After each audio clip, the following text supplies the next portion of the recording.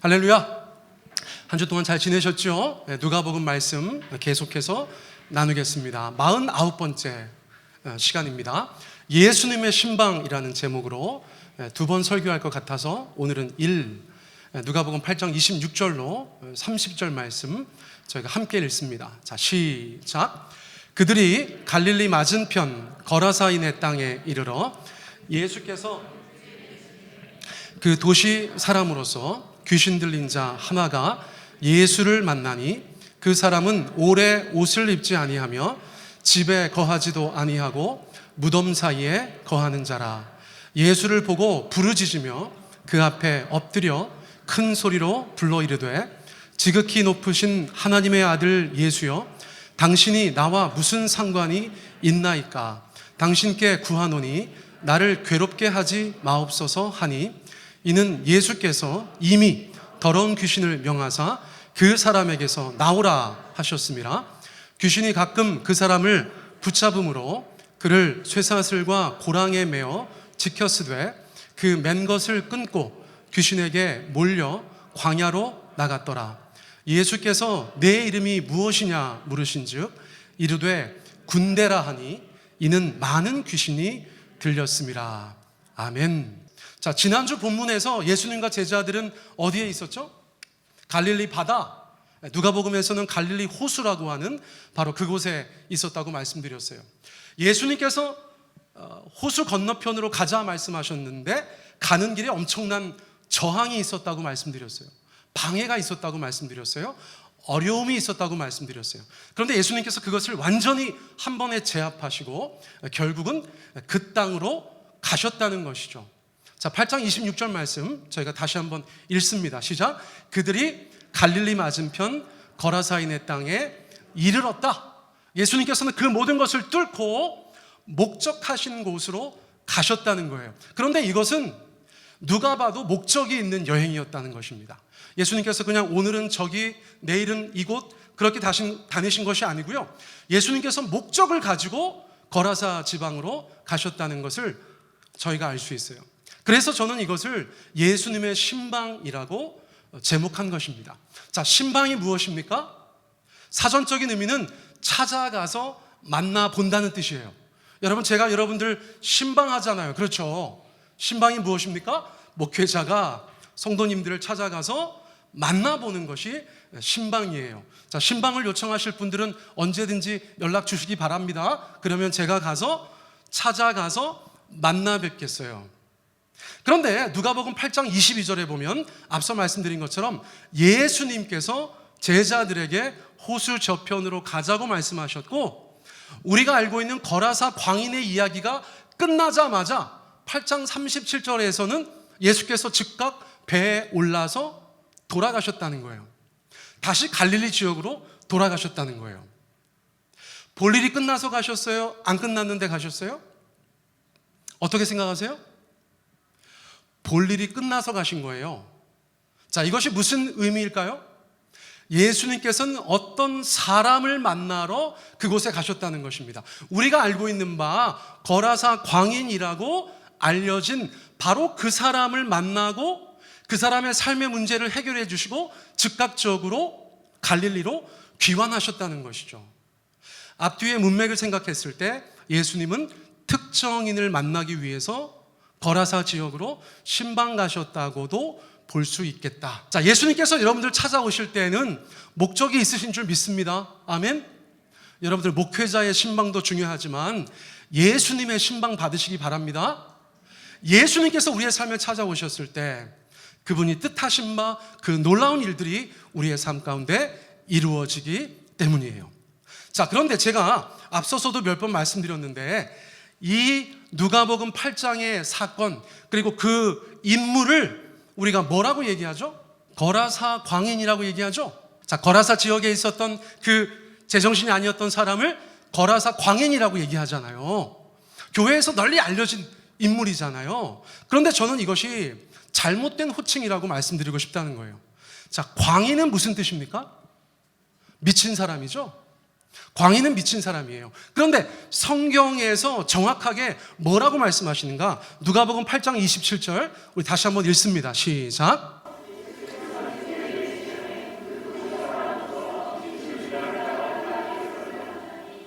자, 이 사람은 정신병을 앓는 사람입니까? 귀신 들림으로 고통당하는 사람입니까? 귀신 들림으로 고통받는 사람이었다는 것이에요. 그런데 왜 한국 교회에서는 또는 전 세계 다른 교회들에서도 이 사람을 거라사의 광인이라고 얘기할까요? 전통적으로 정신병과 귀신 들림을 정확하게 구분하지 못하는 데서 온 것이라고 생각해요. 여러분들 중에서도 그렇게 생각하는 분들 계실 수 있어요. 굉장히 이성적으로 생각하시는 분들 중에서 성경에서 귀신 얘기가 많이 나오는데 그거는 정신병이 아닐까? 저는 주변에서 그런 분들 많이 뵀어요. 그런데 성경이 정신병과 귀신 들림을 구분하지 못한다고 생각하시면 곤란합니다. 성경은 그것을 분명하게 나누고 있어요. 자, 그래서 제가 여러분들 가운데 도움이 될 만한 책을 하나 소개해 드리는 것입니다. 자, 책 제목이 무엇입니까? 정신병인가 귀신 들림인가? 책 제목치고는 너무 세련되지 않았어요. 그렇죠? 근데 저 저자가 누구시냐면 서울대 의대를 나오신 김진 박사님이라는 분이세요. 의학도 하시고 신학도 하셨어요. 저는 저분의 책을 2권 읽었어요. 더 많이 있는지는 모르겠지만 제가 옆에 둔 책, 그 책도 굉장히 좋습니다. 그래서 제가 어쨌거나 저 2책을 읽었는데 정신병과 귀신 들림에 대해서 제가 분별하는 것에 많은 도움을 받았어요. 그리고 그 2가지가 엄연히 다른 것이다라는 것을 확신할 수 있게 되었어요. 혹시나 그런 것에 있어서 궁금해하시는 분이 계시다면 저 책을 사서 읽어보시면 되겠습니다. 자, 김진 박사가 하는 말이 무엇이냐면 정신병과 귀신 들림에 분별점이 있다는 거예요. 사람들이 왜 헷갈려 하는가? 겉으로 볼 때는 유사한 것이 있기 때문에 그렇다는 것입니다. 그런데 분별점이 있다는 것이에요. 분별하는 포인트. 자, 이것을 오늘 또 다음 주에 나누게 될 그 거라사인의 경우와 여러분들께서 이렇게 비교해 보셔도 도움이 많이 될 것이에요. 자, 절대적 분별점이라는 건 무엇인가? 늘 그렇다는 것이죠. 늘 그렇다는 것이에요. 자, 이분이 굉장히 흥미로운 것이 정신과 의사로서 귀신 들림에 대해서 관심이 많아서 그 연구를 많이 하신 거예요. 그리고 나서 이런 책을 쓰신 거예요. 자, 절대적 분별점의 첫 번째 요소가 무엇입니까? 자, 한번 읽어보세요. 시작. 초능력을 동반한다는 것이에요. 초능력이라는 것이 무슨 슈퍼맨 그런 것이 아니고요. 자, 예를 들면 성경에 나오는 귀신 들린 사람들 중에 자연인이 가지지 않았던 능력을 가졌던 사람들이 있죠. 예를 들면 거라사인은 엄청나게 힘이 셌어요. 엄청나게 힘이 셌어요. 그렇죠? 또 예를 들면 사도행전에 나오는 점치는 여종은 신통력이 있는 거예요. 자연인이 가지고 있지 않은 능력을 가지고 있다는 거예요. 자, 우리 주변에서는 예를 들어서 그것을 신기 있다고 얘기해요. 그렇죠? 우리 교인들 중에 신기 있는 분 계신가? 여러분 저 보세요. 뭐가 보이세요 혹시? 네, 이런 게 은사면 감사한데. 그렇죠? 또 절대적인 분별점 중에 하나는 뭐냐면 기독교에 대해서 굉장히 적대적이라는 것이에요. 기독교에 대해서 하나님, 성령님, 예수님 이런 말을 못하게 합니다. 귀신이 실제로. 그래서 그것에 대해서 적대적이에요. 또 십자가나 기타 기독교 신앙과 관련된 것들에 대해서 일반적인 적대감을 넘어서는 반응을 보이는 경우들이 굉장히 많다는 것이에요. 또 정신과 의사로서 볼 때 약물 반응이 없다는 것입니다. 자, 여러분 정신과에 가면 요즘에는 많은 것들을 약물로 다스릴 수 있다고 얘기해요. 그렇죠? 그런데 귀신 들린 사람들은 증상이 비슷해서 약물로 처방하면 약물이 전혀 반응이 없다는 것이죠. 자, 4번째는 뭐예요? 한번 읽어보시겠어요? 시작. 다른 인격이 활동한다는 거예요. 자, 귀신 들린 사람들이 날마다 귀신 들린 것이 드러나는 것이 아니고요. 귀신이 활동할 때 귀신 들림이 나타나는데 그때는 다른 인격이 활동하는 것이 분명하게 나타난다는 것이죠. 목소리도 달라지고 뭐 이런 거 관심 없는 분들은 지금 무슨 얘기 하나 하시겠지만 이것은 기독교 복음에 있어서 굉장히 중요한 것이라는 것을 제가 늘 여러분들 가운데 말씀드리고 있어요. 자, 이것이 절대적인 분별점이라는 거예요. 그런데 상대적인 분별점도 있다는 것입니다. 상대적인 것. 늘 그렇지는 않지만 참고할 만한 것들이 있다는 거예요. 자, 같이 한번 읽어보시겠어요? 1번 시작. 정신병의 시작과 회복은 돌연 이루어지지 않는다. 정신병은 시작되는 기간이 있다는 것입니다. 또 증상이 나타나고 악화되는 것이고, 회복될 때도 악화된 것에서 조금씩 호전되다가 그리고 사라진다는 것이에요. 그렇다면 반대는 무엇일까요? 귀신 들림은 어떤 형태로 드러날 수 있다는 것입니까? 돌연 시작해서 돌연 끝난다는 것이죠. 정신과에서는 그런 일이 없다는 것이에요. 돌연이라는 말은 없다는 것이에요. 자, 두 번째 읽어보세요. 시작. 말과 사고의 영역에서 중증 환자는 갑자기 합리적인 말과 사고를 하지 못한다. 정신병이 시작돼서 악화된 어떤 사람이 예를 들어서 횡설수설, 중언부언, 논리적으로 합리적으로 조리 있게 말하지 못하다가 어느 순간에 갑자기 딱 그 순간부터 정상적으로 말하거나 사고하지 못한다는 것이에요. 그런데 귀신 들림은 어떤 순간에 딱 그 사람이 말과 사고에 있어서 정상적으로 반응한다는 것입니다. 자, 이거 있잖아요, 여러분. 거라사 광인의 경우에, 제가 자꾸 입에 배서 그 말이 나오는데, 거라사인의 경우에 얘기하면 정확하게 맞아요. 오늘 또 다음 주에 말씀드리면서 이것을 기억하면 정확하게 맞아요. 그러니까 이 거라사인은 정신병이 아니에요. 이 사람은 귀신 들린 사람이라는 것을 저희가 알 수 있다는 것이에요. 여러분, 제가 설교 준비하면 2번 정도 하죠. 1부, 2부 그렇게 2번 합니다. 과거에는 3번 했는데 제가 2번 하는 것이 못내 아쉬워요. 제가 설교 준비를 얼마나 열심히 하는데요, 2번만 하는 게 속상해. 여러분, 오늘 이 주제에 대해서 제가 누가복음 강의 19번째 예수님의 이름으로라는 설교에서 너무나 자세하고 중요한 이야기들을 다루었었어요. 여러분, 저희 교회 유튜브 채널이 있습니다. 아시겠죠? 가셔가지고 이렇게 올리다 보면 누가복음 강의 19번째 설교가 있어요. 그거 꼭 한 번만 더 들어주세요. 부탁드려요. 제가 어제 잠깐 봤더니 너무 좋더라고, 내용이. 거라사인과 관련하여서 다시 한번 듣고 다음 주 설교 들으시면 여러분들한테 큰 도움이 되겠다 싶어서 제가 지난 설교를 여러분들 가운데 다시 한번 소환하였어요. 자, 그 중에서 제가 다시 한번 여러분들 가운데 강조해서 말씀드리고 싶은 것이 있어요. 하나님의 나라와 귀신, 이것은 굉장히 중요한 주제라는 것이에요.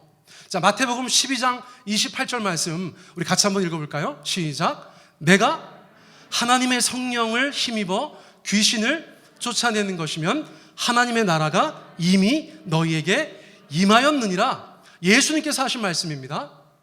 예수님께서 이 땅에 오셔서 하나님의 아들 그리스도 메시아 구원자로서 가장 도드라지게 하셨던 사역은 어떤 사람의 인생 가운데서, 그 사람의 내면 가운데서 귀신들을 내쫓는 역사였다는 거예요.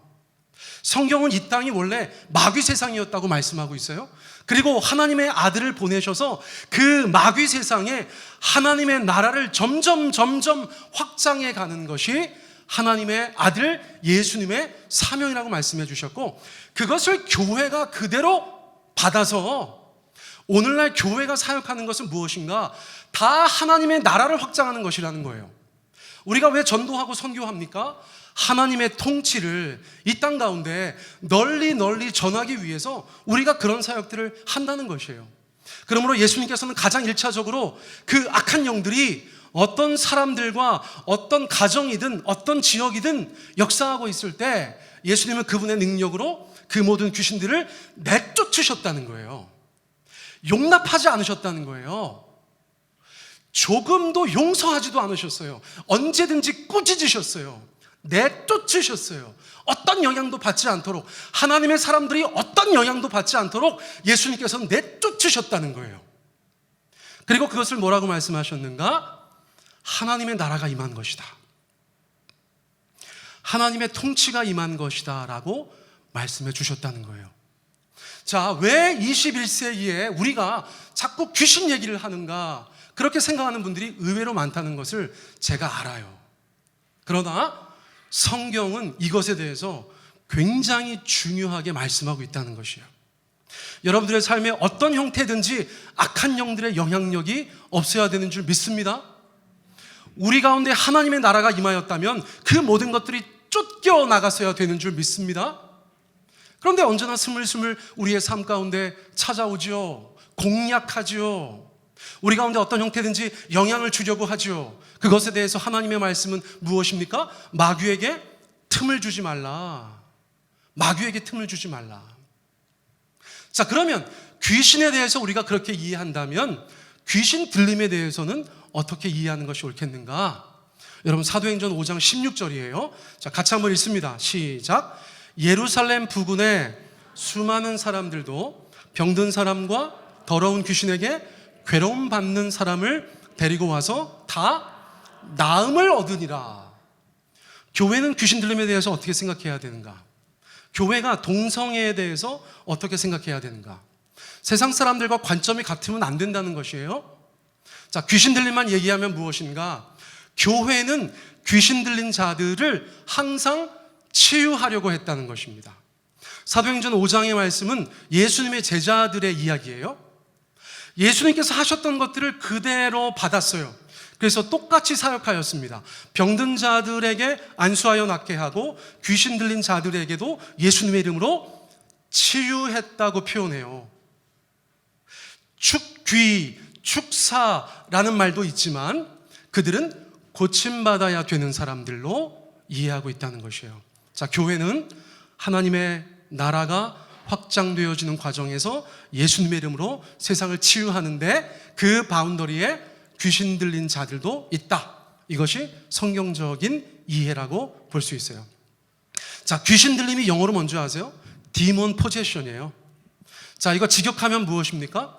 마귀의 소유, 이렇게 되죠. 한국에서는 귀신이 들리는 것이라고 이야기하지만 영어권에서는 귀신들이 어떤 사람에게 얼마만큼 소유권을 주장하는가로 이해했던 것 같아요. 자, 정도의 차이가 있습니다. 정도의 차이가 있어요. 아주 극심한 사람이 있고 그렇지 않은 사람이 있습니다. 여러분, 일반적으로 우리가 그것에 대해서 이해하고 세상을 보면 많은 사람들의 행동들이 달리 느껴져요. 많은 사람들의 행동들이 달리 느껴져요. 자, 성령 충만은 정반대의 이야기입니다. 성령께서 우리를 얼마나 소유하시느냐의 문제이기도 해요. 어떤 사람은 아주 성령 충만합니다만 어떤 사람들은 미비할 수도 있다는 거예요. 자, 이 모든 시작과 끝에 우리는 어딘가에 서 있다는 것이에요. 자, 이것은 굉장히 중요한 개념이에요. 자, 그러므로 여러분, 성경은 너무나 분명하게 말씀하고 있어요. 고린도전서 10장 20절 하반절과 22절 말씀입니다. 우리 같이 한번 읽어보겠습니다. 시작. 나는 너희가 귀신과 교제하는 자가 되기를 원하지 아니하노라. 우리가 주를 노여워하시게 하겠느냐? 사도 바울이 성령 충만한 하나님의 종으로 하나님의 말씀을 전하고 기도하여서 병자들을 낫게 하고 예수님의 이름으로 귀신을 쫓아내는 그런 주의 종의 사역을 했잖아요. 그런데 그분께서 영적으로 깊은 데 들어가서 하나님과 온전히 교제하시면서 복음을 전할 때에 하나님이 그에게 주셨던 여러 가지 메시지들이 있는데 여러분, 그 중에서 귀신과 관련된 메시지는 바로 이거란 거예요. 너무나 와닿지 않습니까? 나는 너희가 귀신과 교제하는 자가 되기를 원치 않는다. 자, 그리고 나서 뭐라고 얘기했어요? 우리가 주를 노여워하시게 하겠느냐? 이렇게 말했어요. 우리가 주보다 강한 자냐? 이렇게 말하였어요. 자, 이것은 거꾸로 얘기해 보면 어떤 뜻일까요? 우리가 어떤 형태든지 악한 영들과 더러운 영들과 추한 영들과 귀신들과 교제하는 것은 하나님의 진노를 가져오는 행동이라는 것이에요. 우리 성도님들, 제가 오늘 조금 말이 세게 나가는데 이거 중요한 얘기라 그렇습니다. 교회 다니는 분들도 부지불식간에 악한 영들과 교제하는 일들이 많이 있을 수 있기 때문에 그래요. 우리가 사는 세상이 그러니까 그런 거예요. 여러분, 영적인 분별력을 가지고 우리가 살아가야 돼요. 그것은 주님께서 노여워하시는 일이다. 주님께서 노여워하셔서 내가 그걸 가지고 주님과 다툼을 하였을 때 내가 주님보다 강하지 못하기 때문에 나는 주님으로부터 다루심을 받을 수 있다는 거예요. 자, 성경의 말씀이니까 여러분들께서 마음에 분명히 기억하셨으면 좋겠어요. 자, 그런데 목사님 왜 요즘 같은 세상에 무슨 귀신 들림이 어디 있다고? 여러분, 그렇지 않다는 거죠. 여러분, 저거는 몇 년 전 기사예요. 검색하다 보니까 마땅한 게 없어가지고 한 4년 전 기사 같아요. 무당과 역술인이 대한민국 땅에 몇 명이 있는 줄 아세요? 4년 전에 100만 명이었다는 거예요. 여러분, 대한민국 군인들이 몇 명인 줄 아세요? 60만 명 얘기하잖아요. 여러분, 우리가 인생을 살아가면서 군인들과 무관하게 살 수 있어요? 60만 명의 군인들과 무관하게 살 수 있어요? 어디서든 만나고 우리 가족 중에도 군인이 있고, 그렇죠? 그런데 100만 명 넘는 어떤 직업군이 있다고 생각해 보세요. 여러분들은 인생을 살아가면서 저분들을 만나지 않을 수가 없다는 거예요. 우리의 삶의 자리에 아주 가까운 곳에 우리의 가족이나 친척들 중에 여러분, 귀신을 섬기는 사람들이 있다는 거예요. 직업적으로 귀신을 섬기는 사람들이 있다는 거예요. 대한민국의 목회자가 몇 명쯤 되는 줄 아세요? 한 15만 명 정도 될 거예요. 스님들이 몇 명쯤 있는 줄 아세요? 한 5만 명, 6만 명 있는 거예요. 그런데 무당과 역술인은 100만 명을 훌쩍 넘어섰다는 거예요. 선교사님들께서 조선 땅에 처음에 들어왔을 때 십자가의 대적으로 얘기했었던 것이 3가지가 있어요. 제가 과거에 말씀드렸었어요. 첫 번째가 귀신 숭배였어요. 이 땅에서 너무나 많은 사람들이 귀신 가운데 얽매여 있어서 선교사님들이 복음을 들고 갈 때마다 귀신들의 거센 저항을 받았다는 것이죠. 그때마다 예수님의 이름으로 그들을 물리치면서 이 땅 가운데 복음을 전파했고, 우리 할머니들, 할아버지들 그 귀신의 영향력에서 벗어난 것이 얼마 되지 않은데 전세가 다시 역전되고 있다는 것이에요. 이게 무슨 뜻인 줄 아세요? 기독교가 그 능력을 잃어가고 있다는 것이라고도 볼 수 있어요. 우리가 영적으로 점점 나약해지는 거예요. 귀신들이 이 땅 가운데 역사하는 것에 조금도 방해를 주지 못하고 있다고도 말씀드릴 수 있어요. 예수님 믿는다는 사람들이 부지불식간에 또는 노골적으로 세상 문화 가운데, 악한 영들의 문화 가운데 빠져서 그들과 함께 나는 아니라고 하지만 어둠의 세상 가운데서 교제하는 사람들이 얼마나 많은지 모른다는 거예요. 그래서 어떤 분이 농담으로 그런 얘기해요. 요즘에는 믿는 사람들이 가서 귀신한테 나가라 그러면 야, 너 왜 그래 나랑 친하면서, 그런다는 거죠. 이게 농담 같은 얘기지만 오늘의 우리의 연약함을 그대로 보여주는 농담이라고 생각해요. 사랑하는 성도님들, 예수님께서 우리 가운데 보여주신 이 모든 것들을 그리스도인이라고 하는 우리가 가감없이 받아들여야 되는 줄 믿습니다. 가감없이. 아멘. 오늘 좀 어려워하고 계세요. 갑자기 주일 오후부터 목사가 막 이상한 얘기 막 한다고 생각하실 수 있는데 본문이 그러니까. 자, 그래서 여러분, 100만 명이 넘는 무당과 역술인들이 우리 주변에 있으니까 기업하는 사람들이 그렇게 무당 의지한다는 거 아닙니까? 오래전부터 너무나 잘 알려져 있는 이야기 아니에요? 정치하는 사람들이 그렇게 무당 쫓아다닌다는 거 아닙니까? 대한민국 사회에서 공공연한 비밀 아니에요? 그런데 하나님은 그것에 대해서 뭐라고 말씀하시느냐? 여러분, 레위기 20장 말씀 읽어보시겠어요? 자, 같이 읽습니다. 시작. 접신한 자와 박수무당을 음란하게 따르는 자에게는 내가 진노하여 그를 그의 백성 중에서 끊으리니 너희는 스스로 깨끗하게 하여 거룩할지어다. 여러분, 주님께서 이토록 강하게 말씀하시는 것은 많지 않아요. 하나님 보실 때 이것은 영적인 간음이라는 것이죠. 여러분, 세종배단의교회 교인들 무슨 일이 있어도 어디 가서 이상한 영적 간음하지 않으시기를 바랍니다. 이건 너무나 중요한 거예요. 자, 그러면서도 주님께서는 뭐라고 말씀하시는가? 기회를 주시는 거죠. 기회를 주시는 거예요. 너희는 스스로 깨끗하게 하여서 거룩할지어다. 혹시나 과거에 우리가 그런 일들 가운데 동참했던 적이 있다면 여러분, 예수님의 이름으로 끊으시기 바랍니다. 저희 교인들 가운데는 그런 분들 안 계실 거라고 믿어요. 안 계실 거라고 믿어요. 그런데 선교의 역사를 보아도 여러분, 동서고금의 모든 선교사들이 2000년 전부터 가는 곳마다 누구랑 다투는가? 그 지역의 영매와 다투는 거예요. 그 지역의 무당과 다퉜어요. 그 지역의 샤먼하고 다퉜어요. 조선 땅도 마찬가지라고요. 이 모든 것들이 악한 영들이 광명의 천사로 가장하고 이 땅 가운데 교묘하게 우리의 삶 가운데 숨어 들어와 있으니까 우리가 그 싸움의 상대가 누군지를 모르고 있는 것 뿐이에요. 여러분, 영적으로 칼을 가시기 바라요. 우리가 무엇을 대적해야 되는지가 분명해지는 줄 믿습니다. 자, 귀신의 특징에 대해서 저희 가운데 잘 말씀해 주시는 목사님이 한 분 계세요. 제가 화살표로 이렇게 한 분이세요. 박애녹 목사님이라고. 저분 제법 유명하죠. 왜 유명한가? 본인이 무당이었어요. 본인이 무당이었는데 하나님의 은혜로 무당직을 청산하고 예수 믿고 집사로 생활하다가 목사가 되신 분이에요.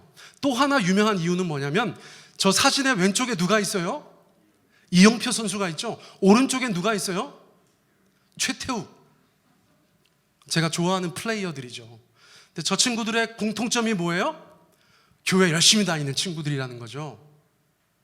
저는 이영표 집사님 한번 모시면 좋겠다 이런 생각이 늘 있어요. 제가 이영표 좋아해요. 얼마나 착하고 축구도 잘하고, 그렇죠? 간증 집회도 많이 다니니까 그냥 마음속 저 한켠에 이영표 한번 보면 좋겠다 그런 생각이 있어요. 여러분 기도해 주시기 바랍니다. 대한민국 축구 선교회 대표세요. 저분이 축구 선수들한테 전도를 그렇게 많이 했어. 그러니까 이영표도 전도하고 최태욱도 전도해서 저희 국가대표 출신들 중에 예수 믿는 젊은 선수들이 그렇게 많다는 거예요. 누구 때문에 그러는가? 바로 저 박애녹 목사님 때문에 그렇다는 거예요. 자, 그런데 저 목사님은 본인이 귀신 들려서 무당 생활을 10년 넘게 했기 때문에 귀신이나 무당들에 대해서 너무나 잘 안다는 거예요. 그러면서 귀신의 특징을 6가지로 얘기했고, 귀신이 들려있는 무당이 그 귀신에게 영향을 많이 받기 때문에 무당들도 그런 특징이 있다는 거예요. 자, 이거는 저희 가운데 굉장히 중요한 영감을 가져다 줘요. 여러분, 예수님 모시고 살죠? 우리는 어떤 특징들이 나타나야 됩니까? 예수님의 특징들이 나타나야 된다는 거예요. 그런데 무당들은 누구를 모시고 있습니까? 귀신을 모시고 있죠? 누구 특징이 나타난다는 거예요? 귀신의 특징이 나타난다는 거예요. 자, 10년 넘게 직접 무당을 체험하고 그 세계를 경험한 사람의 이야기예요. 자, 첫 번째는 뭐라고요? 신경질이 심하다. 자기에게 잘 적용해 보시기 바랍니다. 제가 이거 6개 보면서 너무 재밌었어요. 성령의 열매는 오직 사랑과 희락과 화평, 오래 참음, 자비, 양성, 충성, 온유와 절제. 할렐루야. 귀신의 열매는 앞으로 쭉 나와요. 나는 성령의 열매를 맺고 있는가? 나는 귀신의 열매를 맺고 있는가? 자, 1번 얘기했을 때 움찔하는 분들 계셨을 수 있어. 신경질이 뭔지 아세요? 못마땅해하고 불쾌해하는 거예요. 귀신들이 그렇게 신경질이 많다는 거예요. 자, 여러분들 자꾸 배우자 생각하지 마세요. 나도 신기가 있나 봐. 자꾸 보이네. 여러분, 진짜로 저 목사님이 첫 번째 얘기한 거 주저없이 귀신들은 신경질이 심하다는 거예요. 그래서 무당들도 신경질이 심하다는 거예요. 자, 두 번째는 뭘까요? 맞춰보세요.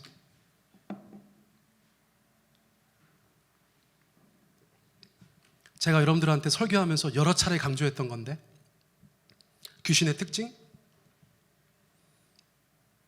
남보현 목사는 설교를 왜 하나 몰라?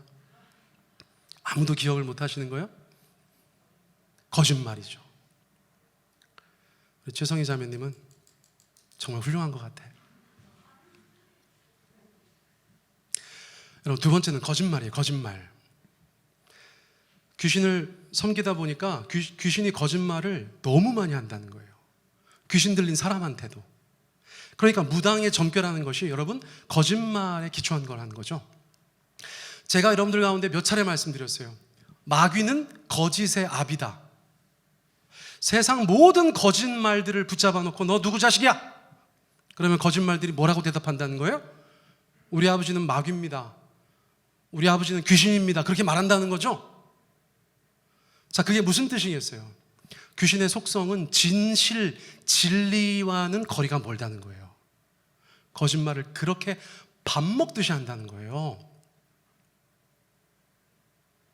세 번째 맞춰보세요. 응? 이간질을 그렇게 한대. 이간질. 무당들 사이에서는 서로 이간질하느라고 세월을 허비한다는 거예요. 근데 그게 무당들이 하는 짓이 아니라, 그 사람이 하는 짓이 아니라 누가 한다고요? 귀신들이 한다는 거예요. 이간질. 이간질은 하나됨을 깨는 거죠. 그렇죠? 여러분, 부부 사이에 이간질하면 부부 사이가 파탄나고, 가정에서 이간질하면 가정이 파탄나고, 교회에서 이간질하면 교회가 파탄나고, 이게 마귀의 특징이라는 거예요. 네 번째 뭐예요? 질투가 그렇게 심하다는 거예요. 질투가. 지금 몇몇 분들이 좀 심각해 보여서 자기를 굉장히 돌아보고 계셔. 지금 너무 좋은 시간 아닙니까? 지금 조별로 모여서 막 조별 토의해야 될 것 같아. 질투가 너무 심하다는 거예요. 다른 사람 잘 되는 꼴을 못 본다는 거예요. 다섯 번째 뭐예요? 잔인하다는 거예요. 잔인하다. 막 산채로 소 가죽 벗기고 막 요즘에 막 뉴스에 그런 얘기 나오잖아요. 엄청 잔인하다는 거예요. 귀신의 속성은. 마지막은 뭐예요? 음란하다는 거예요. 음란하다. 여러분, 이거는 제가 그분들에 대한 인격적인 발언은 아니고요.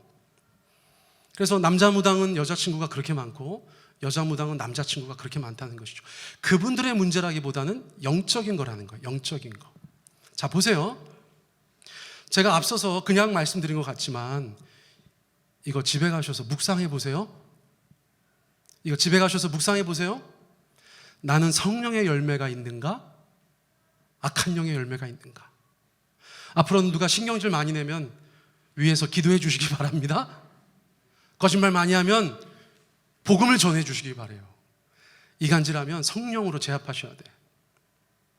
근데 이거 다 이단 사이비들도 이런 짓 많이 하는데 영적인 것이 통한다. 제가 좀 그런 생각이 들었어요.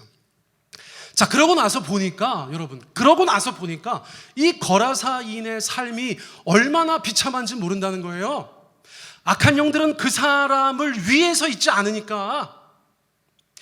주님께서는 우리의 삶 가운데 오시면 우리가 얼마나 복되고 귀한 삶을 사는가에 온통 관심이 있으시고, 그렇게 인도하시고, 그렇게 보호하시고, 우리 가운데 말씀 주시고, 우리를 그렇게 견인해 가시지만 악한 영들은 그렇게 하지 않는다는 거예요. 어떻게 하면 그 사람의 삶이 무너질까, 망가뜨릴까, 그 사람의 삶의 주변이 황폐화될까. 여러분, 여기 계신 한 집사님 제가 알아요. 예전에 저랑 대화하는데 결혼하고 첫 번째 신혼집을 주택 2층에다가 잡았는데, 누군지 아시겠죠? 벌써 제가 눈을 쳐다보진 않아요. 결혼하고 첫 번째 신혼방을 어떤 주택 2층에 잡았는데 1층 별채에 어떤 무당이 있었다는 거예요. 그때 이 집사님하고 남편하고 엄청 싸웠다는 거야. 이상하다 그랬는데 그 집을 떠나고 나서는 전혀 또 달라졌다는 거야. 그쵸, 이 집사님?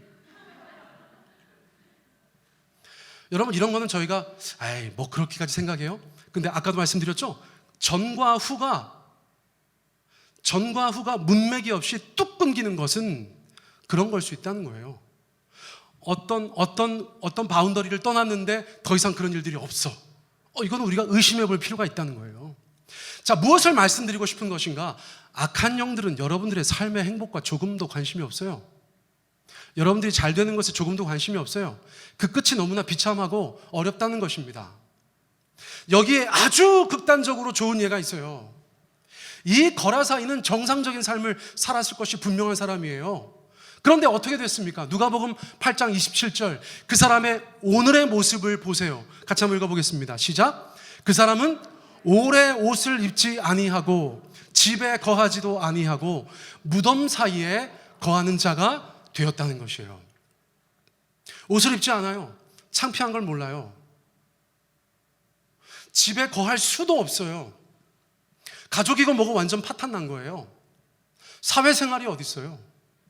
그는 산자의 삶의 자리에 있는 것이 아니라 죽은 자의 삶의 자리에 더 가까이 가 있죠. 어디에 가 있습니까? 무덤 사이에 가 있다는 것이요. 거기에서도 얌전히 있는 것이 아니에요. 마가복음 5장 5절에 보면 같은 사람에 대해서 말해주고 있는데 이렇게 말해주고 있어요. 같이 한번 읽습니다. 시작.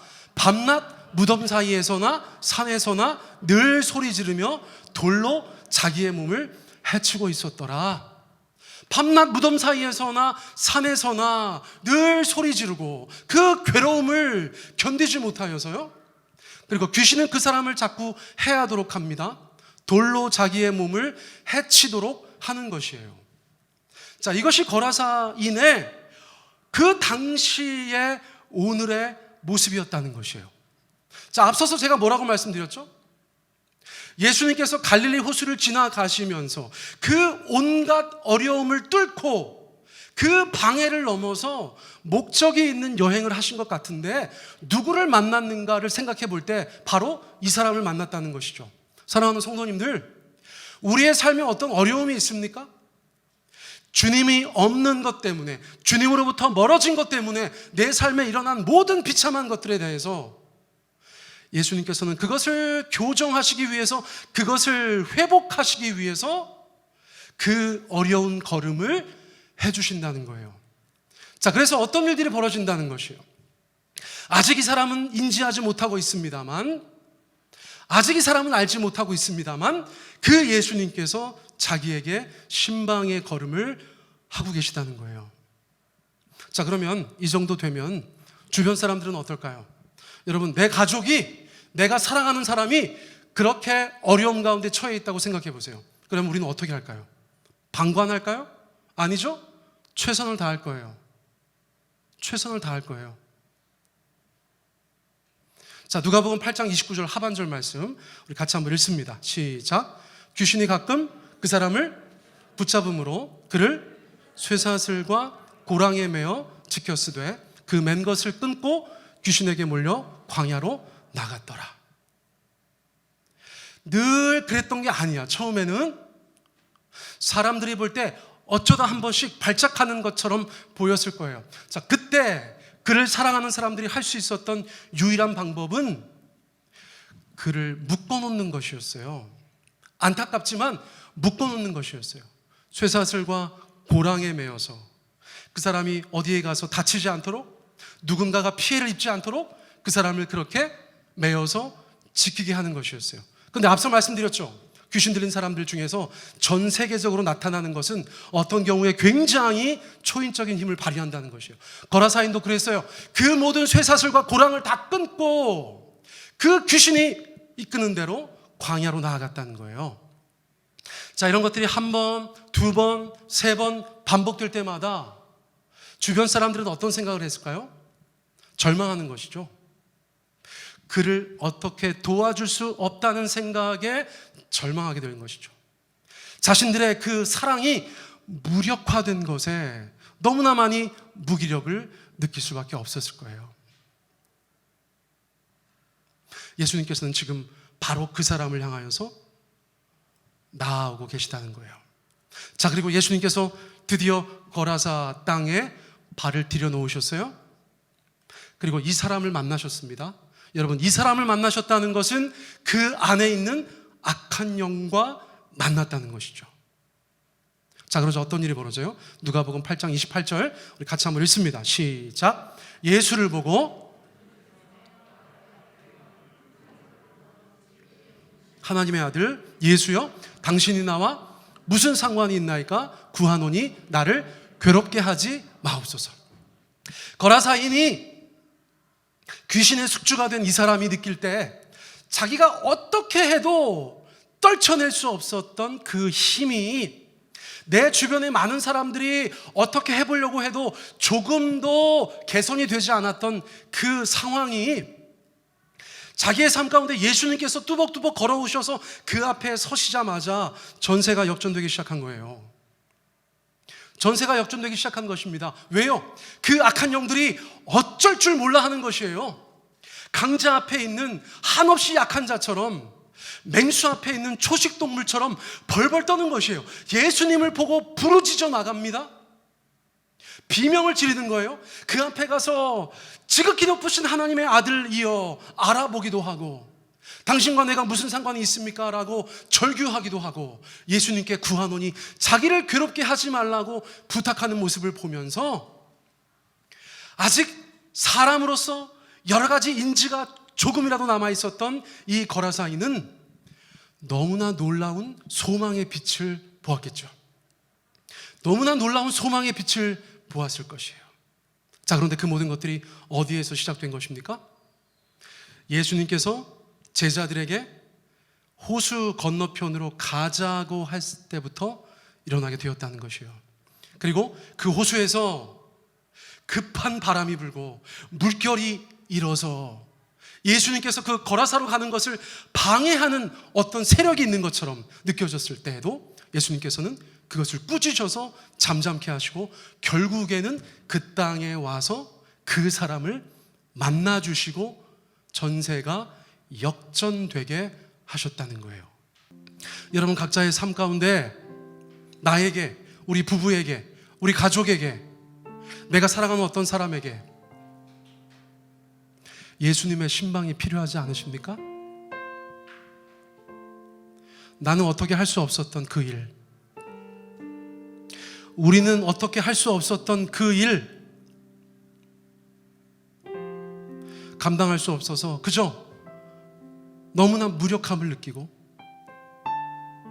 나의 사랑도 덧없이 느껴지는 그 어려운 일 앞에 여러분, 예수님을 초대하지 않으시겠어요? 그 예수님은 폭풍을 뚫고 만나러 오실 거예요. 여러분들의 삶에 찾아오실 거예요. 예수님의 신방을 구하는 자들에게. 여러분, 이 시간 우리 각자가 주님 앞에, 주님, 나를 찾아와서 만나주세요. 나를 찾아와서 만나주세요. 예수님, 나를 신방해 주세요. 우리 가족들을 신방해 주세요. 내가 사랑하는 어떤 일을 신방해 주세요. 우리가 주님 앞에 그렇게 기도드렸으면 좋겠어요. 여러분, 이것은 저희가 요란하게 할 필요가 없어요. 다만 우리가 진심으로 주님 앞에 그렇게 기도드리기를 원합니다. 우리 한 3, 4분 정도 여러분 각자의 기도를 주님 앞에 올려드리시면 되겠어요. 우리 함께 기도하며 나아가겠습니다. 사랑의 주님, 감사합니다. 예수님의 신방을 요청하는 자들 가운데 주께서 찾아가 주시기를 간절히 원합니다.